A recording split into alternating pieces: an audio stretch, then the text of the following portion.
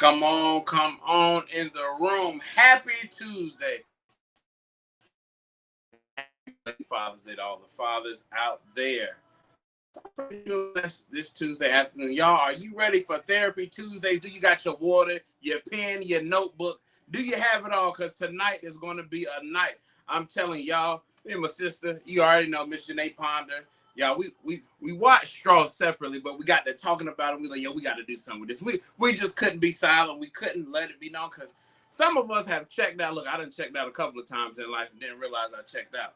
But sometimes you got to get some things in you to feel you and get your tools to realize, you know what, I got to get back on track. So tonight we got something for you.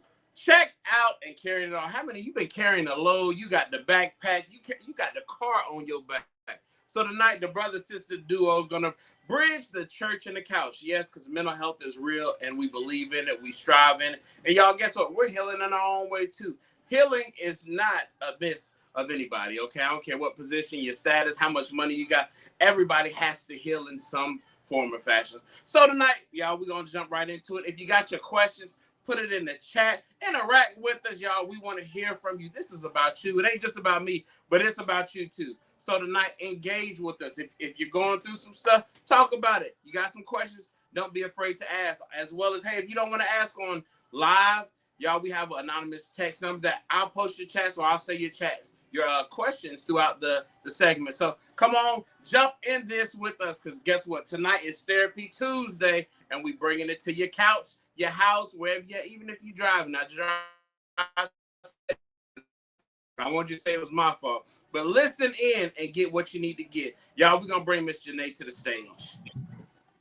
All right. So we are having a real good conversation. Check out and can get out. Don't go nowhere, Pastor Garrison. You stay right here. We're gonna have a little discussion. Come on back. Look, you see how you do Come me on early, back. first thing. So, well, I was driving. I was like, I don't know what how I want to start this. I think I first want to start by saying I recognize I'm not a single mother. I am not a male, but I am the byproduct of an absent father and a single mother. And I guess I wanted to talk about, and then I'm going to flip after I share my side. I'm going to flip it and ask you the same question: Is what have I learned being in this position? Being in the position of being the seed of a single mother and an absent father. And I would say one thing I've learned being in this position, um, and by the way, if you don't know, our angle is coming from there's a dual approach. We're going to be looking at absent fathers in how that impacts single mothers. We're going to be kind of looking at both sides. And I will say the thing that I've learned is that most men, at least for my father, he wanted to be there. He desperately wanted to be there, but he didn't have the skills to be there. A lot of times shame got in the way. What I noticed in my own father was if he couldn't be perfect, he didn't want to be available. And he often found validation in the illusion of being present. So that would lead to a lot of the dishonesty or the storytelling of what he could buy or do. And now as a therapist, now I understand that was the way he coped with feeling inadequate and not feeling like he was enough. And being in this position is giving me a lot of forgiveness and empathy and grace, especially toward other fathers, as I now know that it was shame. So I'm gonna flip the question on you, Pastor Garrison. What have you learned by being in a similar position as me? What's your takeaway from your experience of single motherhood and having an absent father?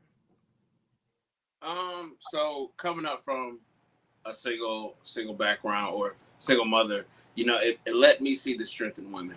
But also on the flip side, it let me see what I didn't want to be in a man. If when I Mm. had I would have a daughter. So I try to be very active in her life. I probably am more active than she would like me to be, because I remember moments that I was just like, dang, I want to talk to my dad and I couldn't, or he wasn't available, or when I did talk to him, I remember the first time I talked to him, I think I was 12. And there was a lot of promises. And, like you said, he would say things, but then if he couldn't be perfect, he didn't show up at all. And those letdowns made me be like, you know what? I don't want to be that, because the the brokenness that it was left. You know, that brokenness stayed for years. Those promises that I was always waiting on. Me and my mom got into it many times that I talked back. Well, my dad said, you know, and little did I know he never did. You know, he said, but he never did. And it made me become a father that, you know, I tell Noah, I said, I do the best I can. I never because going through different stages of situations, you can make your best effort to show up and something will happen. And then it's like, dang, you done promised, but it's broken today. They don't care that it was an accident, the truck flipped over or something like that. You did not make good on your promise. So now I just tell her, baby, I see what I can do, or I do the best I can. And for me, knowing all the times that our father gave us a lot of promises, even in adulthood, like, oh yeah, I'm gonna show up, or I'm gonna do this, and it didn't go that way. But it's also given me grace for him to understand mentally he was checked out in a lot of ways that I couldn't see then. You know, and now becoming a man and a father, understanding like, wow, you know, there was some things that it took deeper than just him saying it that he had to deal with. So, hey, we get to kind of get a step ahead and break some generational curses to know those things of what we go through as parents. So that's my take. Beautiful. All right, we're gonna jump right in. We're gonna look at both sides. We're looking at check out and caring it all, the silent strain of absent fathers and emotional disconnection. Now, I'm gonna say this, you know, we're not it's not them versus us, it's not male versus female. We're not trying to highlight who suffered more. We're simply shining a light on everybody suffering. I do recognize that there are some who might be watching or listening and say, well, I had my father, I had my mother. I want to say this. You can be present and still be disconnected. So don't count yourself out just yet. Hang on. I might have something for you. Um, Remember our goal here together. We're trying to we're the bridge between the church and the couch. We want to make sure you understand that you need Jesus and you need a therapist. Something new coming your way. We want to continue to grow and develop and bring you rich content and bring it to you in a way that's quality. So a lot of these streaming apps, they do cost. So we humbly have inserted a way that you can give to support us. If you feel led to give something, you can give through Apple Pay or through Givelify. Just give what you can. And if not this time, maybe next time. But just know that our goal is to grow and create a larger impact. So the more you give, the more we can grow. Thank you for joining us. I have some recommendations for success for tonight. Let's remain present. You know, I always say let's have a good conversation. Post in the chat. Thank you to Lisa and Kimberly who are already doing that. Take you some notes because you may not remember everything I say. And I had to add this new one. This does not replace recommended treatment. If your doctor told you need to see a therapist, please continue to see a therapist. If you've been prescribed medication, please continue to take your medication as prescribed. This is simply a tool to add to your toolkit to help you be mentally well. This is not psychotherapy. Of course, if you are triggered, please take care of yourself. It's not my intention, but you might get triggered. Get some cool water, get up, and take a little brain break. So why am I here today?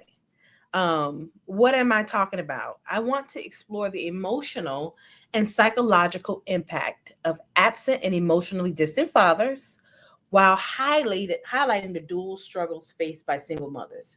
We're looking at both of those. And believe it or not, they are two dialectics. I told you guys in a few Therapy Tuesdays back that dialectics basically means that two opposites can exist at the same time. And in fact, one kind of reinforces the other. They kind of dance together. So we would be remiss if we did not highlight both of these topics. And I want to start by saying Happy Men's Health Month. Happy Men's Health Month and happy belated Father's Day to all the fathers that are chiming in. And maybe you may not be a biological father, but you are a father figure. Maybe you have godchildren, nieces or nephews, or maybe you're a spiritual father. But at any rate, you're protecting and standing in the gap, and you're a father figure. I want to extend a happy Father's Day to you, and I hope you enjoyed your day. But in light of men's health, I just want to point out that is for you too. Make sure you stay on top of your health. You make your doctor's appointments. You find yourself a therapist. Your life is just as important as women. So take care of yourself. Um, we are not othering today. Like I said, it's not them versus us. It's not women versus men. We are just looking at the suffering on both sides and how they play into each other. I am not. I can't address all angles. But if I say something and it does not apply to you, just know that what I'm saying is for who it applies to. So we're gonna jump right in. If you did not see the movie Straw, I'm so sorry. I might spoil it just a little bit for you. Um, Not my intention, but we needed to talk. We need to talk about it, and I'm gonna share when I watched Straw what came up for me.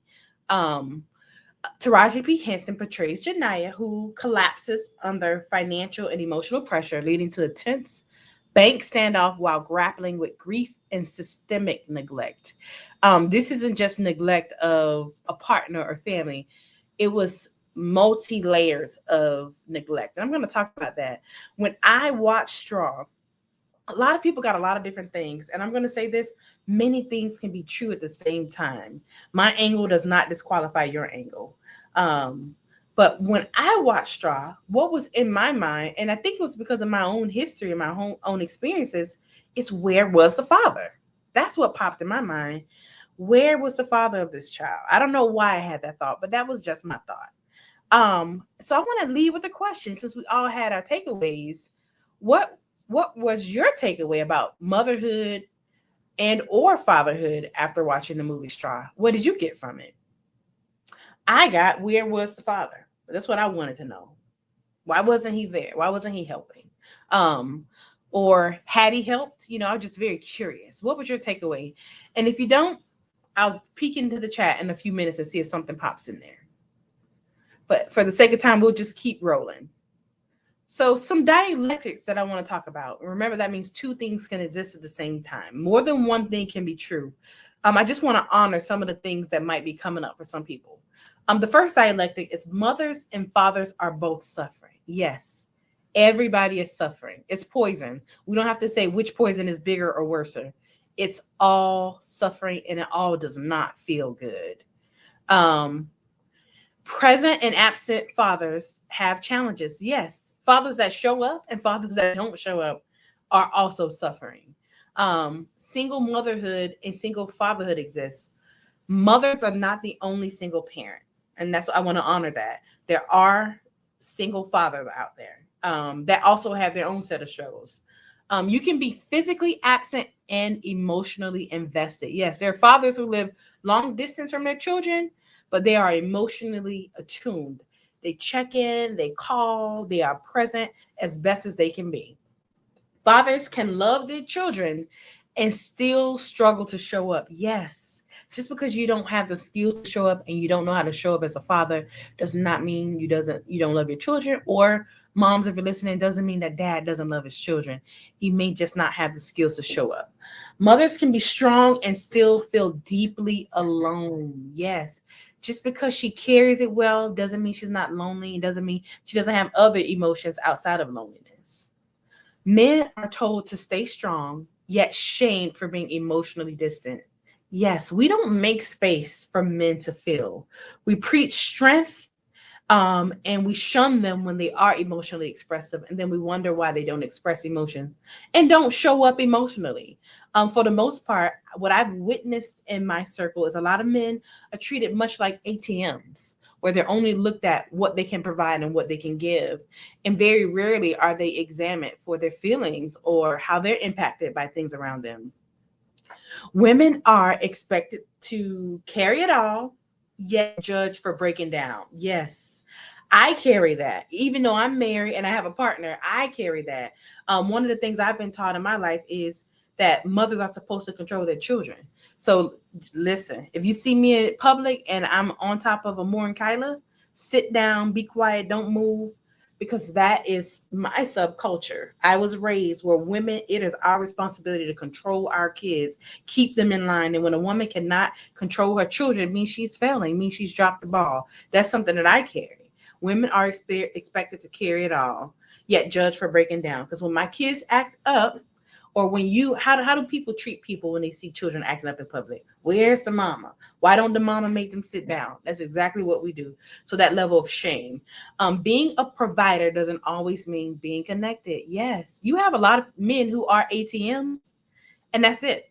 They are not connected. They can't tell you their children's favorite color. They can't even tell you their children's shoe size. Um, you can resent someone's absence and still understand their pain. Yes, you can be mad that someone's not there and still understand that they're hurting too in their own way. One doesn't disqualify the other. So maybe you have been resenting, and what's keeping you resenting is not being able to acknowledge the pain on the other side. But fathers, it's okay to acknowledge that your children's mother might be struggling, and mothers, it's okay to acknowledge that your children's father might be struggling, and your struggle still is valid, even though you acknowledge the opposite side. It's not all or nothing. Um, Black fathers are often erased in narratives, yet they are still showing up. That is a narrative that is painted. In fact, research shows that Black fathers are very present. I know it doesn't feel like it because that's not the narrative that we see on television, but believe it or not, there are quite a bit that are showing up. So yes, there are some that are not, and it is painful for the single mothers, but there are some that are. And we want to be careful that we don't generalize our personal experiences, because some fathers are showing up. Black mothers are often glorified for strength while their struggles are dismissed. Yes. The light is so bright on what we can carry that what we're failing at, or what's heavy, very seldom gets looked at. You can love your children and still feel unequipped to parent them. Absolutely. We love our children. You know, parenting does not come with a handbook. I heard parenthood is one of the worst hoods you're going to go through. It does not come with a manual of how to. You got, a lot of people that give unsolicited advice. You have a lot of people that tell you what to do, especially older generations. But at the end of the day, we really don't know what we're doing. And we're kind of just putting our best foot forward. And all we have is love. The last dialectic: fatherhood is a role and a relationship. Yes. It's not just a job description. You don't just clock in, do the job, and walk away and treat it like a checkbox. Fathers, I'm talking to you, Dad. It is about relationships, and relationships are about reciprocity, giving and taking. And you may ask, well, what am I giving? You're giving your time in addition to your resources.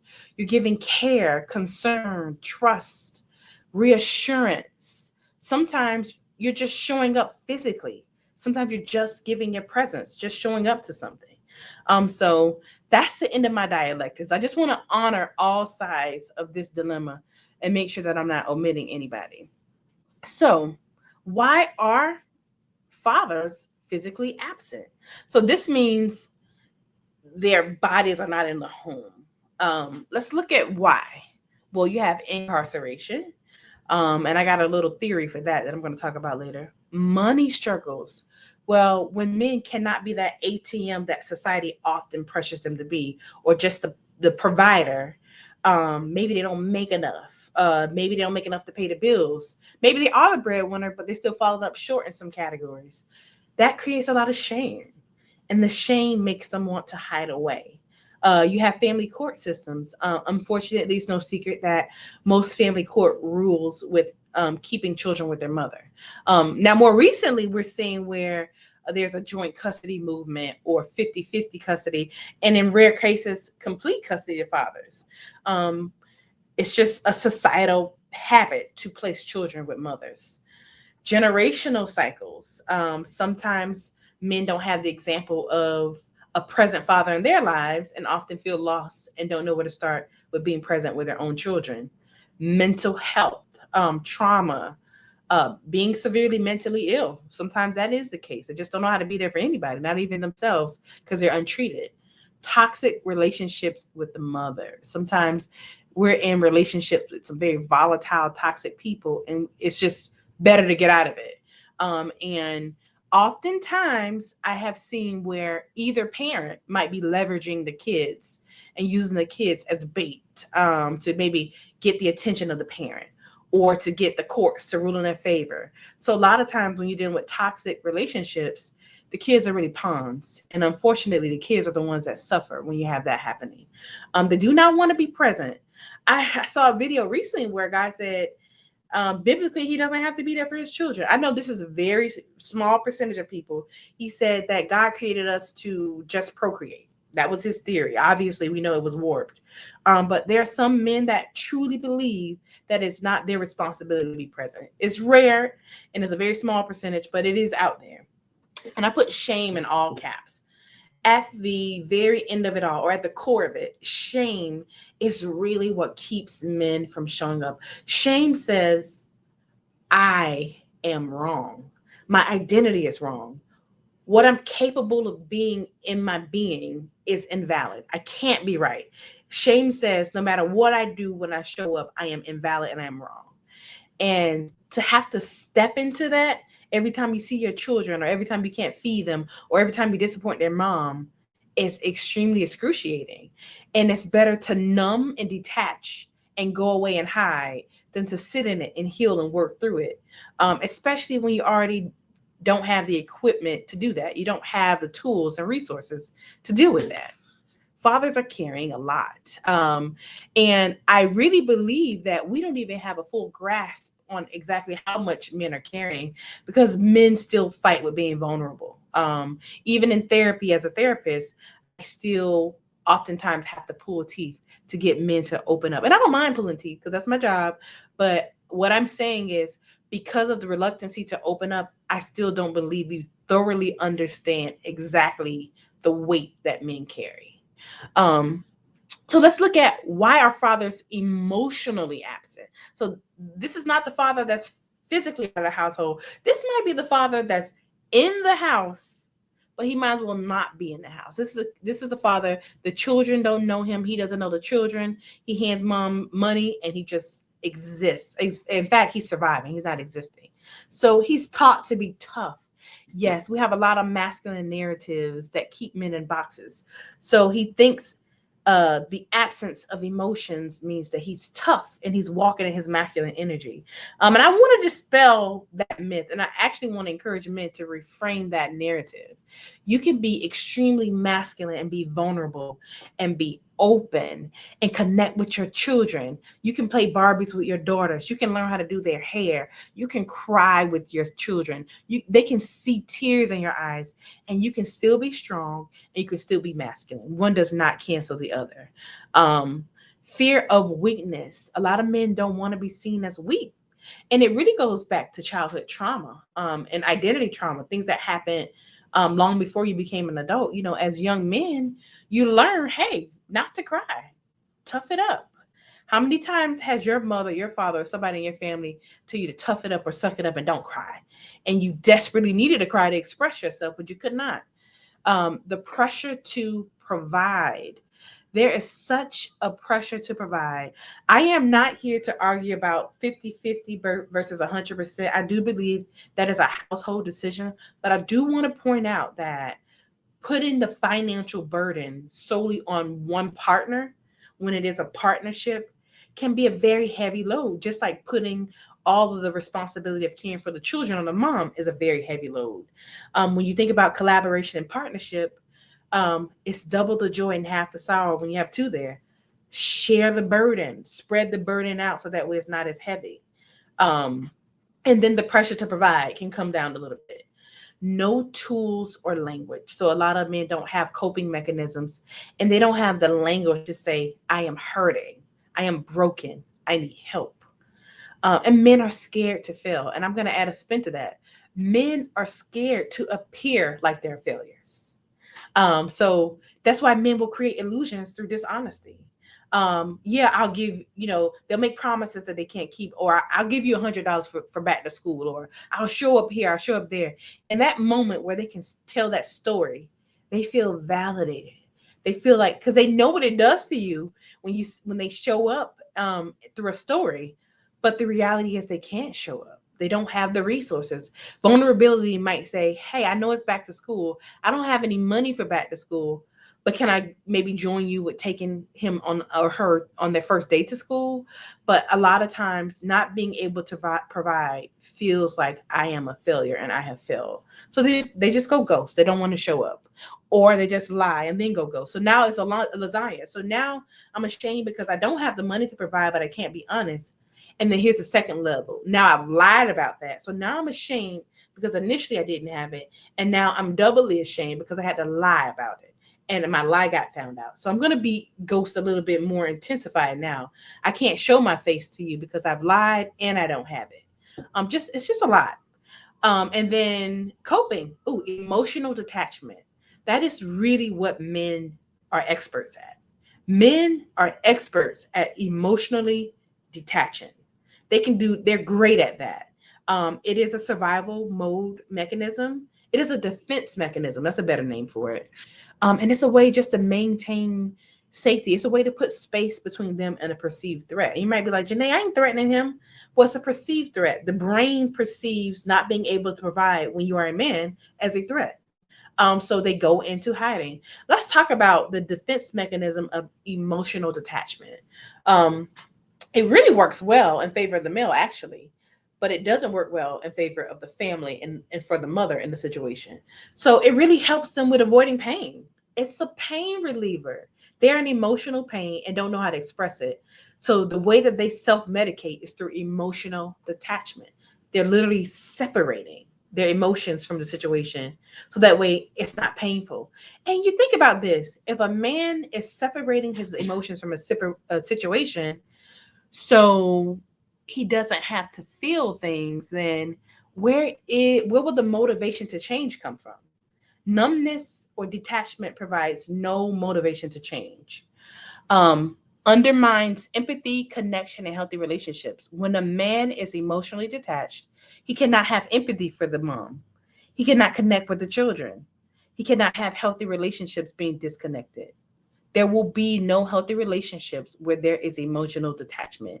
So here's the answer, moms. This is why dad can't come pick up the kid. This is why dad won't play catch with him or her.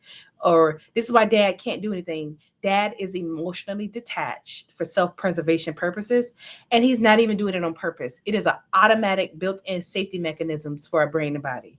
He just separates.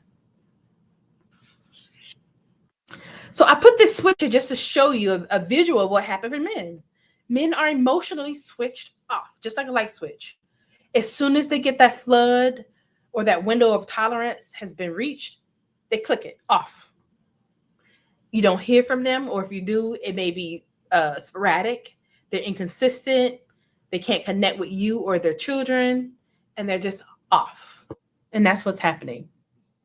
So I created a little diagram to kind of show um, my theory or my observation of what I believe is happening. Um, we'll start with shame. So they feel shame because they couldn't meet an expectation, maybe a societal one or even a personal one. They're not making enough money, or maybe they're getting fussed at by the mom for not meeting an expectation. Then they withdraw.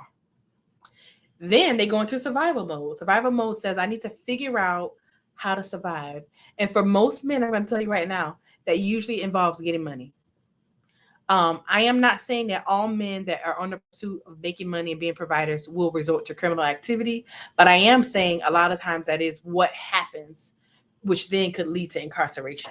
So they get into the survival mode. I got to provide. I got to show up. I got to do this. And sometimes it's all subconscious. They may get involved in criminal activity, then they end up incarcerated. They get out, and that shame cycle happens all over again. And it may not be incarceration or criminal activity. It could just be a socially unacceptable behavior, like maybe an affair, or maybe something else that just causes a great deal of shame. But they end this cycle of being ashamed, withdrawing, going to survival mode. It is almost like shame begets more shame. They just end up in the cycle. And sometimes men don't know how to get off of this roller coaster. They don't. And they probably need professional help but don't know it. Probably need to change environment. Probably need to be honest about what they're feeling and what they're experiencing. And most of the time, that just does not happen. So I know we talked about why men aren't showing up physically and emotionally. Talked about the shame and the cycle that it leaves fathers in. But let's talk about the beauty of a present father. And I'm not just talking about a physically present father, I'm talking about a physically and emotionally present father. This is a father who's physically in the home and who models emotion regulation, who's emotionally intelligent, who's vulnerable, who's safe enough to talk about their feelings. This is a father who is honest and genuine and authentic. Children feel more secure, confident, and supported. These are kids with better grades. They're showing up to school. They have fewer behavioral problems, better emotion regulation because they see it modeled. They can focus more. They are more likely to graduate. They have healthier communication. They trust easier. I wouldn't say easily, but easier, especially within the family dynamic.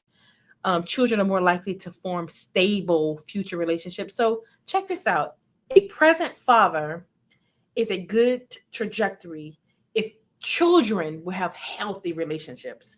And if children are having healthy relationships, they mean they're more likely to be present and not disconnected. Lower risk of anxiety, depression, and substance use. Fathers also experience greater emotional fulfillment and purpose. So, believe it or not, fathers, especially if you're disconnected and having a hard time getting back, when you finally do get connected, you do feel fulfilled and you do get a sense of purpose. Present fathers help break generational cycles. So a lot of those patterns of being disconnected and not present are broken. And you strengthen the family, schools, and the communities. Communities are better when fathers are present. So, um, fathers, you may be feeling inadequate or like you can't, but when you show up, beautiful things happen. Not just in your household, but on your block, things happen. In your community, in your child's school, things happen differently. So don't underestimate you showing up. I know you may feel like you're not perfect. With whatever you have, show up and be authentic.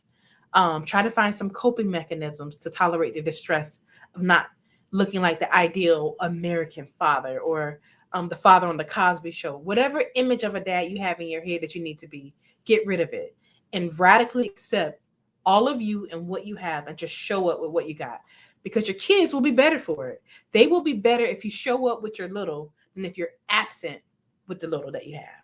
Just show up. So let's help men show up. I want to help you help the men in your life show up. Maybe you're a man that needs help showing up.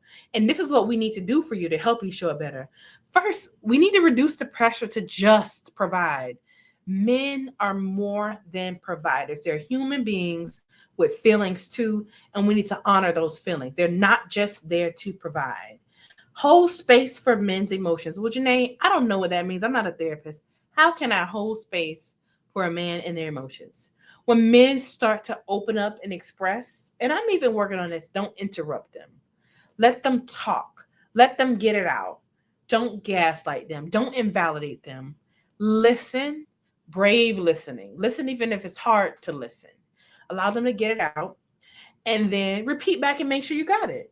And then examine yourself. How can I show up in a way that feels safer for my partner after hearing them express their emotions? Accept them for who they are.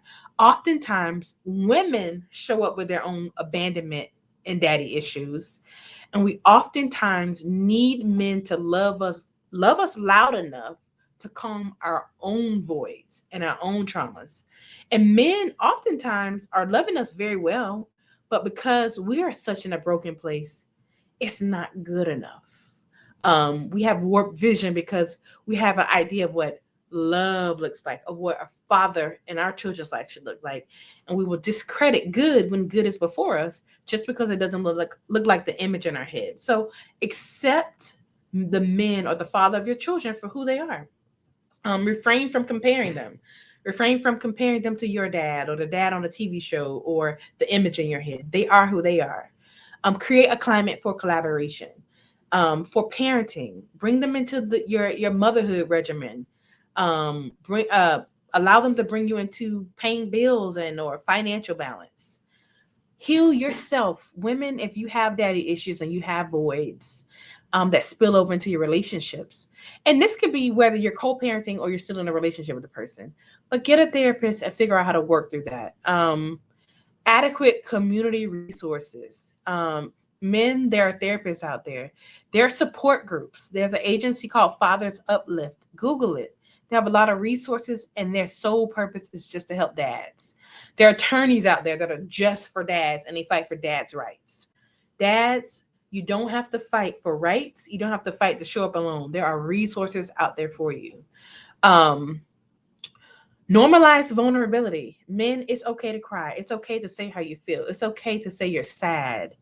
Women, let's make it normal for a man to walk in a room with tears in their eyes, and we not automatically label them as weak or broken, but we make space for them and we normalize that. Challenge harmful masculine norms. It's okay for men to cry, especially if you have young men. Remind them as young boys, you're allowed to cry. You're allowed to be sad. Model emotional expression. Show them what it looks like to say, I am sad, I am broken. Offer a safe space for therapy or encourage them to go to therapy. And I put safe therapy because therapists are like shoes. You got to find your good fit. Maybe you're a male and you need a male therapist. Find you a male therapist if that's what you need. Teach emotional language or feelings words. That's what I call it. Not just I am happy. Get a little bit deeper. Today I'm feeling a little nauseous, and that's because I'm scared. I'm a little anxious because I got a job interview tomorrow. Like, create a story, a narrative around what they're feeling and what's happening in their body. Normalize some of those feelings words. Um, Promote connection as strength. Like, it is strong to be connected and be interested in your children. You're not weak or broken because you do that. That is important. That is necessary. To me, strength is being effective and wise. Maybe reframing strength to being wise and effective as opposed to it seeming like you're being weak or more feminine, like when you show up and you connect with your children. Um, Forgive without excusing. Now, we can still hold men accountable and give them space to hold their emotion. Like, let's hold them accountable for areas where they need to grow, but still hold space for them to be vulnerable. I am not suggesting that we allow men who have fatal flaws to just do whatever and hurt us. That's not what I am encouraging you to do. So forgive without excusing. That's my advice. Celebrate fatherhood in all forms. I hope that you learn to turn up on Father's Day. I hope that you learn to celebrate men on their birthday. I hope that just like you want gifts that are sentimental and that are high value, that you will make sacrifices and plan accordingly to pour into the men that are in your life, especially the ones that are showing up and providing. Oftentimes, there is a double standard when it comes to honoring people through acts of service, but just make sure that you, in a tangible way, from time to time, make men feel special. They will never say they want to feel special because that's more of a feminine thing to do, but show your appreciation in a tangible way from time to time. And address systemic barriers in your community. If you don't have anything in your community to help dads out, maybe you can go to your church or go to a local agency and see what can happen.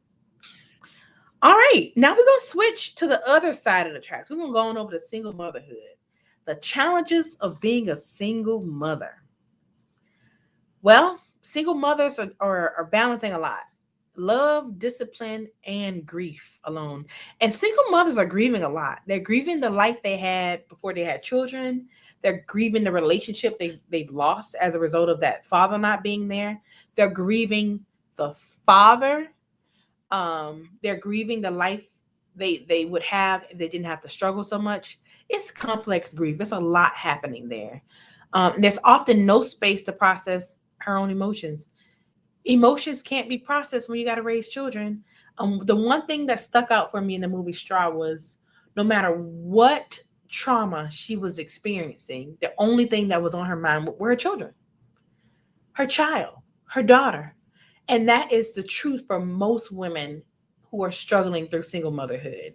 The only thing that women tend to live for and focus on are their children. They have no space for themselves. It's one income covering rent, food, childcare, and so much more. I don't know how some of these single mothers are making it work, but you guys are making it work. There's little to no financial support from the absent parent, and the absent parent is not in it, so they have no clue about the financial burden. And I'm going to point this out: you make it look so easy. Oftentimes, what happens is the absent parent believes you got it together. because they're not living through the hell you're in. They have no idea how much you're struggling and suffering. You make it look good. You look good doing it. Your children don't look like they're missing a meal. Everybody's clean. Everybody's dressed. Everybody's well behaved. You got it going on. Dad think you don't need them. And that is an illusion. That is not true. Just because you carry it well doesn't mean you don't need help. Um, Few people to lean on for help, rest, or encouragement. Going back along the lines of what I just said, they don't even know you need help. And what's weird is a lot of the women who think you got it going on are also single mothers who knows what it's like. But because they're in such a survival mode, the wisdom isn't kicking in. Like, wait a minute, she's doing the same thing I'm doing. It. We just making it look good. But everybody really is suffering. Strong Black women stereotype adds pressure to endure silently. I guess it's better to look strong and have that illusion than to have the gossip or what might be said about you if you drop one of the balls. Um, so yeah, so you will fight hard to keep up the image of looking strong, and I call it performing strong. You're performing strength. That's what you're doing. No break or tag team option. You have to always be on. That's exhausting. That imagine you being sick, your kids being sick, and you still have things to do like doctor's appointments or getting to work on time, still picking clothes out, laundry, having to always be on is extremely exhausting. Guilt over not being able to give enough attention to each child. Yet it's not enough for you to go around. You rarely have enough time to go over homework or to do mommy and me time with your children. And this is the heavy one. You're blamed for dad being absent. It's your fault. You've done something. You must have been so bad that you kept that man away. And you know what? This may not be said directly to you, but it will be said indirectly by some of the maybe the body language or what's being said or what you might hear. Um, the good news is you're not to blame for the father being absent. Dads are absent because of the stuff they carried, the stuff that he came in the relationship with long before he met you. Mothers are often criticized for asking for help or showing frustration. So not only do you got to carry this load, make it look good, you can't even be frustrated about it because people gonna get mad at you for being frustrated, and they blaming you for dad being absent. So managing schedules, doctor's visit, homework, meals, and emotional needs, all while trying to hold down a job, and you're trying to go back to school because you're trying to get a raise because you need to go higher. So that's just a lot, and that's a lot to carry. So dad is carrying a lot in his own way, and mom is carrying a lot in her own way. This is a lot. So dad is dealing with emotional detachment. Let me tell you what mom is dealing with on her side. It's something I call burdened independence. I'll tell you what that means. So, burdened independence is a form of invisible neglect where women, particularly mothers or caregivers, are left to carry overwhelming emotional, financial, and domestic responsibilities alone. This often happens under the illusion of being strong, capable, and able to handle it. So, while men, when they go into survival mode, their light switch goes off, emotional detachment, they separate. Women, we carry the burden of independence and our light switch goes on. So the trauma impacts us different. You can look at it from this perspective too. Men tend to withdraw in this process.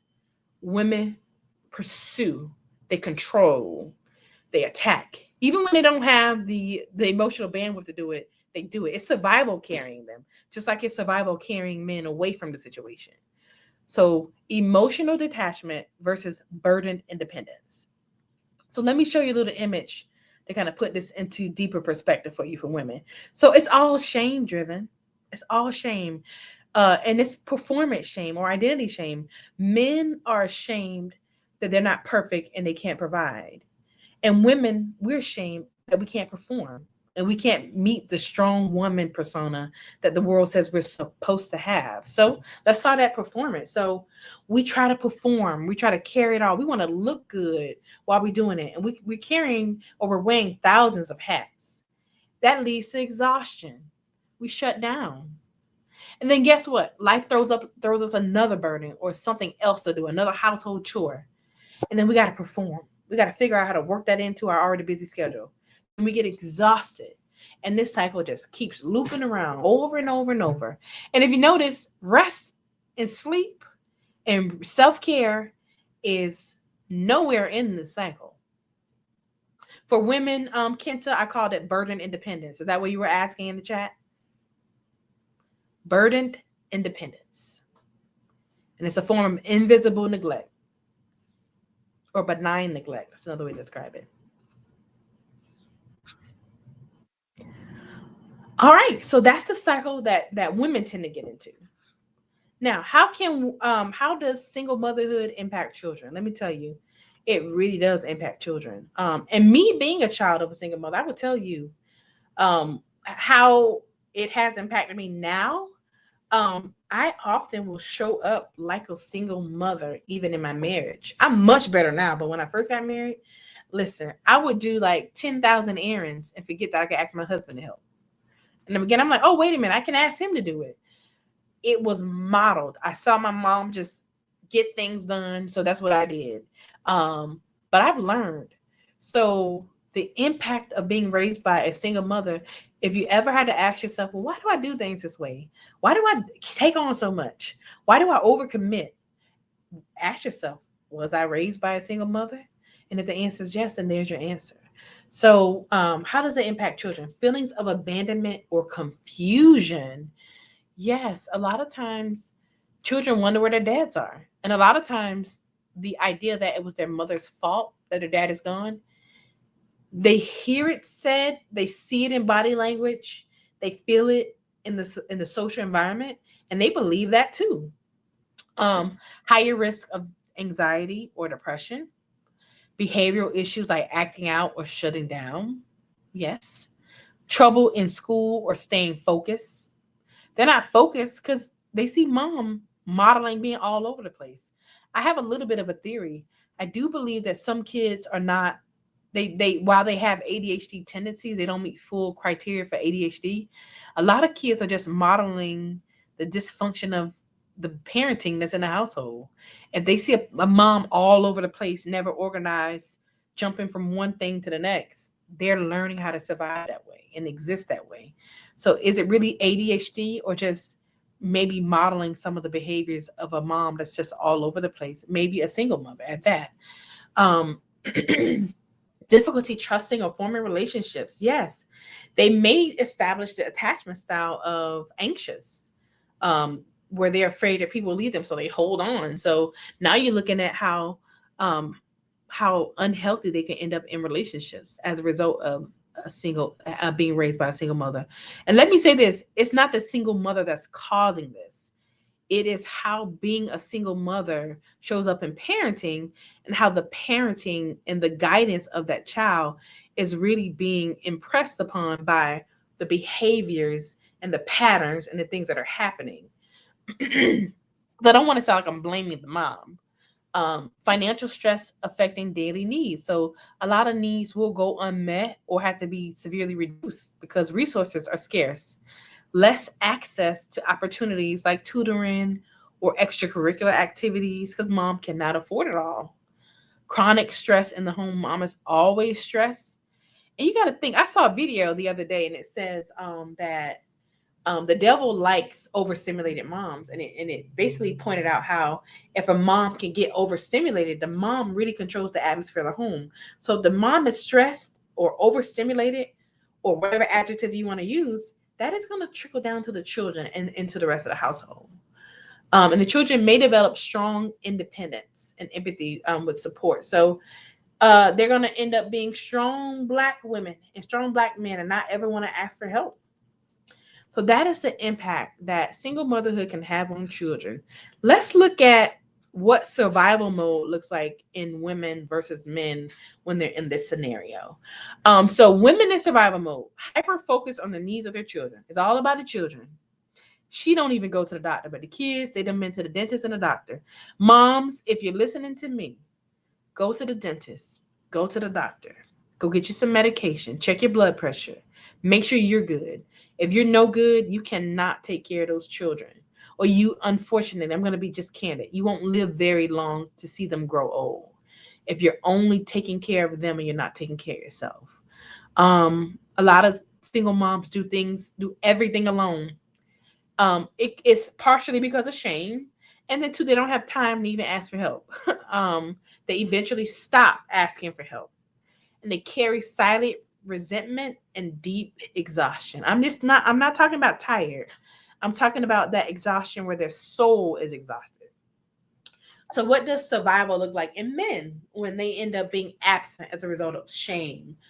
They shut down emotionally. So, that's that emotional detachment I was talking about. They stay distant or physically absent. This is the drop in dad. You don't know where he's at. You don't know when the next time the kid's going to hear from him. They struggle to communicate or take initiative. They don't know how to start. They don't know how to fix the problem, and they don't know how to communicate. They're usually talking about the same thing. And maybe if you ever wonder why when your kids get on the phone with their dad, it's for 2 seconds, he don't know what to say. He don't have the words. It's a shame. He doesn't have the language to be honest and open. So let's help women heal or wake up, kind of like what we did with the men. So we need to release women from the responsibility of doing it all. And this is hard to do, but I want to just highlight that it is possible to be a single mother and give yourself permission to not do it all. Come out of survival mode, start doing some healing, getting some help, building a community around you and your children. There is a way to have balance and be a single mother. That's not impossible to do. I want to encourage you to ask for help. We need to hold space for single mothers, and we need to listen to them when they say they're tired, when they say they're exhausted. Let's not gaslight them. Let's not say, girl, just pray and ask God for help.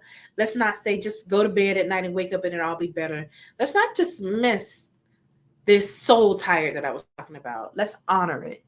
Affirm their worth beyond productivity. Listen, moms, single moms, um, you're so much more than what you can produce and do for your children. You're a lot of things. You're smart, you're beautiful, you're intelligent, you're creative.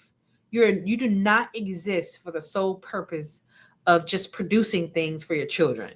You're worth much more than that. That's important and that's great, but that's not even your identity. That's a part of what you're capable of doing. That's not who you are. Unfortunately, your productivity as a single mother has become your identity. And that's why you feel stuck and suffocated. It's not your identity. It's a role. It's a part of what you're doing. And so you got to divorce it. You got to find a way to separate that. We got to stop glorifying struggle, specifically in lower socioeconomic statuses, aka the projects or the hood. It is not cool to be struggling. Struggle life is unnecessary. While I understand it may be generational and maybe passed down through transgenerational trauma or maybe generational curses, as you guys like to say, but there's a better way to live. You can find emotional balance. You can find a way to build financial literacy and learn how to save and learn how to develop. It may not happen overnight. So if you like instant gratification, that might be why you opt for the struggle life, because the struggle life is often fueled by trauma, and trauma likes instant gratification. It likes to fix things fast. But the problem with fixing things fast is they end up breaking a few minutes again after that. So do the real work so you can get out of those habits that keep you in struggle cycles. I don't know, maybe this is you or maybe you know someone, but they're always struggling and suffering. If it's not one thing, it's another. And usually I can point that back to trauma being in the driver's seat and guiding decision making instead of wisdom and healing. Validate their feelings without judgment. Just validate women. When they say they're tired, hurt, upset, just let them be. Let them express themselves without judging them, without calling them weak or without gossiping. Oh, yes. Stop gossiping about people who are struggling through some real life situations. If you can be wise enough or mindful enough to catch yourself when you're gossiping, stop yourself. Replace your gossip with prayer. Ask God to help you to stop gossiping about people, or replace your gossip with support. Ask yourself, instead of talking about people in this way, what can I do to help them? How can I lend a helping hand, even if I can do it anonymously? Even if I just pick up the phone and call and say, how are you doing, sis? How can I help you? Let's stop talking about people. It's not helpful. It only creates more shame, and it actually makes people continue in the opposite direction of doing better. So let's help more. Um, let's promote rest as a right and not a reward. Everybody deserves rest. If you know a single mom with some children, I want to challenge you. Give her a day off. Say, hey, I'll take those kids for you. Take a day and rest, clean, whatever you want to do. Challenge the strong Black woman narrative. I'm okay with being a weak Black woman if that means I'm going to be at peace and healthy. I'll wear my weak Black woman badge with honor. I don't need the strong title. I divorced that a long time ago because it wasn't serving me. It was making me more exhausted. It was making me more resentful. It was making me less productive. I'm totally okay with being a weak Black woman if that means that my mental health is intact. And I want to encourage you guys to challenge that narrative in your mind if you have that. Create sisterhoods and safe community spaces. Yes. If you say, I can't trust my family or I don't have anyone here, find your community. And that means you got to get out of the house, put those kids in a stroller or get them dressed, go out somewhere, go to a book club, a women's social, a mother's check-in, go to something, but get out of the house and start to build a community around you. Um, Find a mental health professional. We would love to help you sort through some of your trauma and the things that you're carrying. Um, Allow single mothers to express themselves without shaming them. Celebrate softness as a strength. So allow women to bask in their feminine energy. There's a whole movement of that, like where women don't have to fight so much. Like you can be a woman and not fight. You can be strong and not fight. That's a better one. You could be a strong woman and not have to fight all the time and just learn to let things go and let things be. One of the things I've recently learned is God doesn't need my help. God does not need my help raising my children. God does not need my help with my role on my job. God does not need my help. He has his hands in it, and I need to sit back and let God be God. So, single mothers, let God be God. You do not have to put the weight of the world on your shoulders. Encourage self advocacy and boundaries. Speak up for yourself and set boundaries. Say no. It's totally okay. Teach your daughters that it's okay to need help. You're not weak, broken, or stupid if you have to ask for help. You're just someone in need of support, and we all will need support. Make caregiving a shared responsibilities. I remember being young and I remember being over my grandmother's house. And now I understand now that was an example of caregiving being a shared responsibilities. I know that we're living in a different times and the grandmothers are different. They're not like our traditional grandmothers were back in the day, but ask for help. You got aunts and cousins and grandparents. If it's a safe space for the children to be, allow them to spend time with relatives. Um, and if you have trauma blocking that, then figure out what it is that about me and my experiences that are keeping me from allowing people to help me with my children. Ensure access to affordable childcare and housing. So this is systemic and kind of what Janiyah was dealing with in the movie Straw. Unfortunately, it's not much that can be done about that, but get very aware of what resources are in your neighborhood. You have WIC, Women and Children. You have a lot of childcare vouchers that will pay for childcare. There's Medicaid, depending if you qualify. And a lot of single mothers tend to qualify for Medicaid.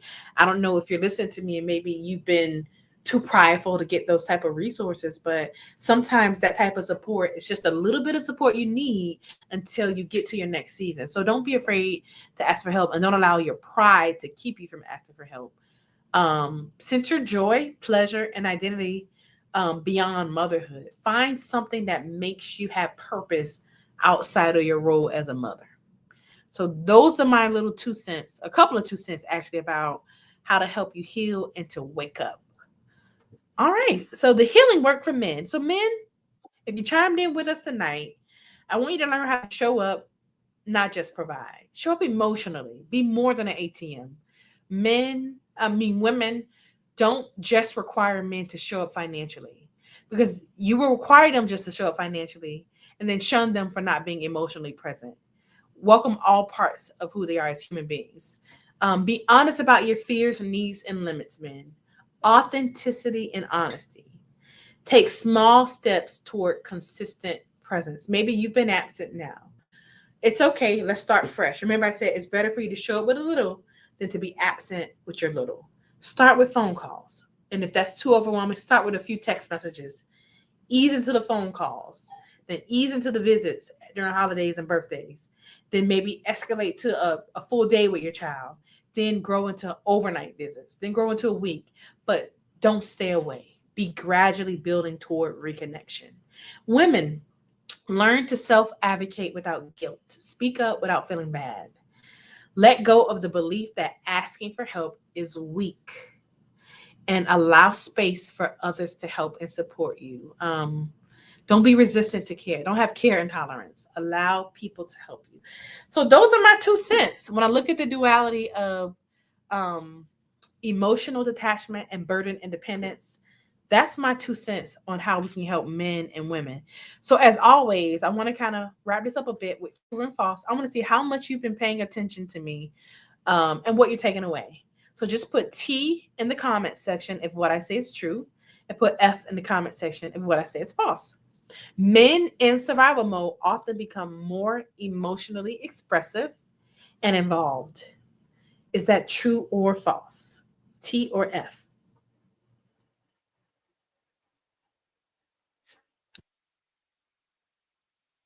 All right. If you put F, then it's false. Men in survival mode do not become more emotionally expressive. They typically turn off, emotionally detaching. The next one. Single mothers never need help because they are naturally strong. Single mothers never need help because they are naturally strong. Of course, that is false. Um, they are strong, but they are also exhausted, and they will need help with that exhaustion. So that is false. The next one. Thank you, Whitney, and Kenta. Emotional absence can be just as damaging as physical absence. Is that true or false?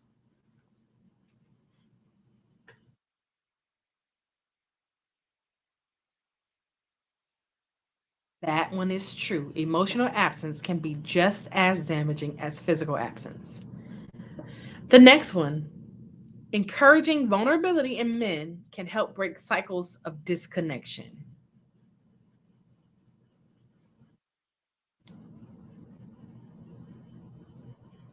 That is true. We want to encourage boys to be vulnerable because they learn it in childhood. It'll be so much easier to do as adults. All right. The next one, asking for help is a sign of weakness in women. Is that true or false? That is false. It's not a sign of weakness, it's a sign of wisdom. And the very last one, creating safe spaces for men and women to share emotions. Creating safe spaces for men and women to share emotions supports healing for families. Is that one true or false? And that one is true. Creating safe spaces for men and women to share their emotions support healing for the family. So I do have a recommended book. A good friend of mine just released a book, I believe June 4th. It's called Present. This is especially for dad. This is a good gift for any men in your life or sons in your life. It's The Crisis of American Fatherhood and the Power of Showing Up by Dr. Charles Daniels. The book is on Amazon. He is the CEO and founder of Fathers Uplift.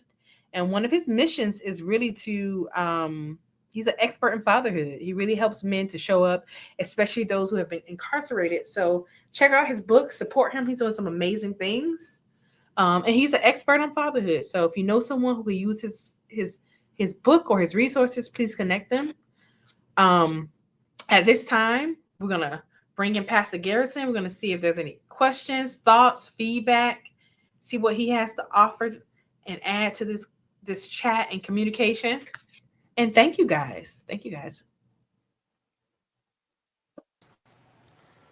So you done did your thing today because we ain't got no questions. So I think everybody was just taking it in. You know, today was just, whew, It was good. You gave some gems and some jewels. Like, I mean, I didn't see any questions in the chat. Let me go back through there, but we didn't get any questions on the line. So, I think today was more of embrace, and I think when you asked the first question earlier, we had got some questions or answers, responses to that first question that we had. But as far as the presentation, there was no questions. So I think today was more of the embrace here and learn, because I learned some things, and my takeaway also, you have to give that space and that place. Sometimes you don't realize just because at times we all make things look good and you don't know what a person is going through or what they're dealing with. So, I think that is my biggest takeaway because, you know, uh, the perception that we think we see may not be the actual reality. And so, Absolutely. where it seems everything is together, there's a lot more under the surface, just kind of like that iceberg. We see this one little piece, but it's so much pushing that up. And so I think this segment was amazing. I'm definitely going to go back. And y'all do us a favor. If you got anything beneficial from this, like it, share it, send it to somebody, tag us on it, Tag Therapy Tuesday. Because y'all, guess what? This is for everybody. It just won't for men. It just wasn't for women. This is to bring families to a place of wholeness. Bring your broken pieces to that place of wholeness. That's what Therapy Tuesday is about. So if we don't have any more questions, if y'all don't have anything to say, we're going to let y'all go. I don't want to keep you, but we thank y'all for tuning in tonight. Janae, thank you for doing an awesome job and giving some valuable information, and thank you for just the dialogue. But let me ask this one question before we get up out of here. Could you see yourself in Janaya in any capacity? Oh, you had to whip that on me before I got up out of here. I did. Let me reflect on the movie.